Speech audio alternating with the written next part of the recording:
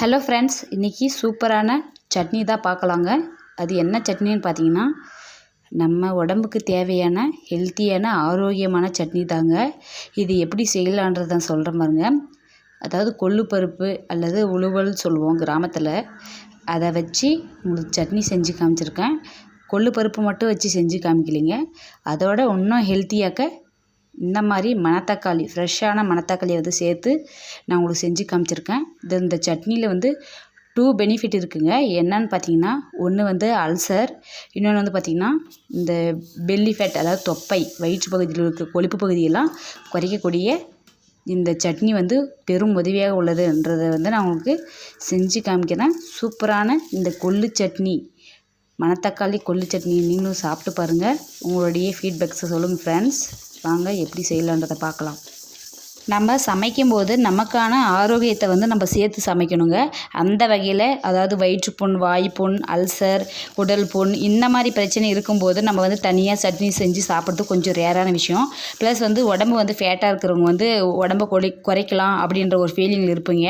அவங்களுக்கும் மொத்தம் 2 டிப்ஸாக நான் வந்து ஒரே சட்னியில் செஞ்சு காமிச்சிருக்கேன். இந்த மணத்தக்காளி கொள்ளு சட்னி வந்து எப்படி செஞ்சு சாப்பிட்லான்றதை உங்களுக்கு செஞ்சு காமிக்கிறேன் பாருங்கள். சூப்பரான டேஸ்ட்டில் அருமையாக இருக்குங்க. நீங்கள் ட்ரை பண்ணி பாருங்கள். கண்டிப்பாக ரிசல்ட் வந்து 100% தெரியுங்க. அல்சரும் குணமாகும், பெல்லி ஃபேட்டு, தொப்பை, வயிற்று பகுதியில் இருக்கிற கொழுப்பும் குறையுங்க. இந்த சட்னி வந்து நீங்கள் ட்ரை பண்ணி பாருங்கள். ஓகே ஃப்ரெண்ட்ஸ், இப்போ சட்னி எப்படி செய்யலான்றதை பார்க்கலாம் வாங்க. ஃபஸ்ட்டு ஒரு வானல் எடுத்து வச்சுக்கோங்க. வானலில் வந்து பார்த்திங்கன்னா கொள்ளுப்பருப்பு லைட்டாக மிதமாக வறுத்து எடுத்து வச்சுக்கோங்க. ஆற விட்டுருங்க. இப்போ வந்து பார்த்திங்கன்னா நெக்ஸ்ட்டு அதே வானலில் ஆயில் கொஞ்சமாக ஆட் பண்ணி கடலை பருப்பு 1 டீஸ்பூன் ஆட் பண்ணிக்கோங்க. வேர்க்கடலை வந்து ஒரு 100 கிராம் சேர்த்துக்கோங்க. வேர்க்கடலை ஏன் சேர்த்துறோன்னு பார்த்திங்கன்னா உடல் ஸ்ட்ரென்த்துக்காக சேர்த்துறோம். நெக்ஸ்ட்டு வந்து சின்ன வெங்காயம் ஒரு கைப்பிடி சேர்த்துக்கோங்க.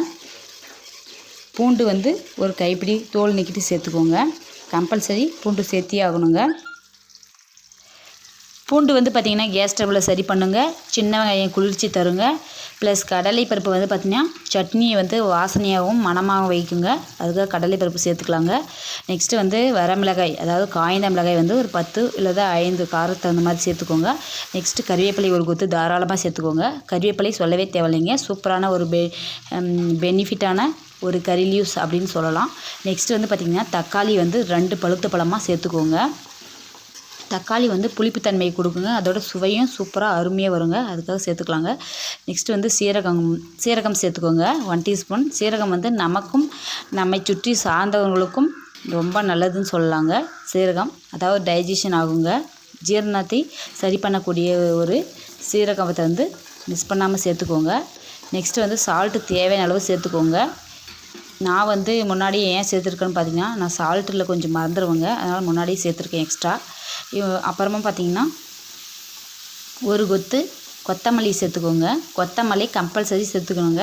ஏன்னு பார்த்திங்கன்னா நம்மளுடைய ரத்த அழுத்தத்தை அதாவது சீராக்க உதவுங்க. பிளட் சர்க்குலேஷன் வந்து பார்த்திங்கன்னா பாடிக்குள்ளே கரெக்டாக ரெகுலேட் பண்ண உதவுங்க. மணத்தக்காளி வந்து எங்கன்னா பார்த்தீங்கன்னா கண்டிப்பாக மிஸ் பண்ணாதீங்க. இந்த மாதிரி பறிச்சுட்டு வந்து சட்னி, அதாவது வெறுந்தால் நம்ம சட்னி செஞ்சும் சாப்பிட்லாங்க மணத்தக்காளியில். ப்ளஸ் பொரியலும் செய்யலாங்க. ப்ளஸ் மணத்தக்காளி குழம்பும் செய்யலாங்க. நான் உங்களுக்கு மணத்தக்காளி கீரை குழம்பு வந்து செஞ்சு காமிக்கிறேன். இதுக்கு முன்னாடி வந்து பார்த்திங்கன்னா இது ரொம்ப அல்சருக்கு வந்து பார்த்திங்கன்னா 1-2 டேஸ்க்குள்ளே ரிசல்ட் வந்து சூப்பரான அருமையான ரிசல்ட் வந்து நம்மளுக்கு கிடைக்குங்க. அதனால் மணத்தக்காளி வந்து மிஸ் பண்ணாதீங்க. இப்போ நான் ஹெல்த்தியாக்கிறதுக்காக நான் வந்து மணத்தக்காளி வந்து 1 கப்பு சேர்த்துருக்கேன். இப்போ பாருங்கள், ஒரு பிளேட்டுக்கு மணத்தக்காளி வந்து சேர்த்து உங்களுக்கு வதக்கி காமிக்கிறேன் பாருங்கள். சுருண்டு வந்துருச்சு பாருங்கள். இந்தளவு சுருண்டு வந்துருச்சு பாருங்கள். இது கீரையுடைய ஸ்பெஷாலிட்டி அதுதாங்க. எவ்வளோ நம்ம சேர்த்தனாலும் அது வந்து லைட்டாக பொசுங்கி கொஞ்சமாக வந்துடும். அதனால் நம்ம அதிகமாக சேர்த்துக்கலாங்க. ஆனியன், இந்த கீரை நல்லா வதங்கி வந்த பின்னாடி தாங்க லாஸ்ட்டாக நம்ம என்ன பண்ணுறோன்னு பார்த்தீங்கன்னா புளி வந்து மீடியம் சைஸ் புளி வந்து சேர்த்துக்கலாங்க.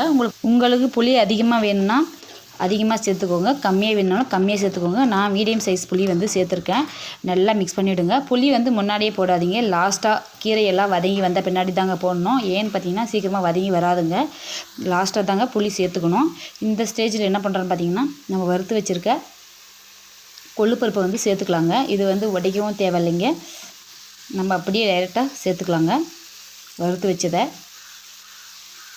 லைட்டாக மிதமான ஹீட் வச்சு நல்லா கிளறி விட்டுக்கோங்க. ஒரு 2-3 டைம்ஸ் வந்து கிளறி விடுங்க.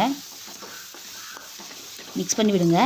இந்த கொள்ளு பருப்பு அப்படின்னு பார்த்திங்கன்னா ஸ்பெஷாலிட்டி வந்து பாடியை வந்து சூப்பரான ரிசல்ட்டை கொடுக்கக்கூடியது இந்த கொள்ளு பருப்பு தாங்க. அந்த காலத்தில் இந்த மாதிரி சட்னி ப்ளஸ் வந்து கொள்ளு பருப்பு உருண்டை ப்ளஸ் வந்து பார்த்திங்கன்னா கொள்ளு பருப்பு பொரியல் ப்ளஸ் கொள்ளு பருப்பு துவையல் அப்படின்னு இந்த மாதிரி நிறைய வெரைட்டியான செஞ்சு சாப்பிடும்போது தாங்க அவங்க வந்து பாடி வந்து 100 வயசு வரைக்கும் வாழ்ந்தாங்கன்னு சொல்லலாங்க.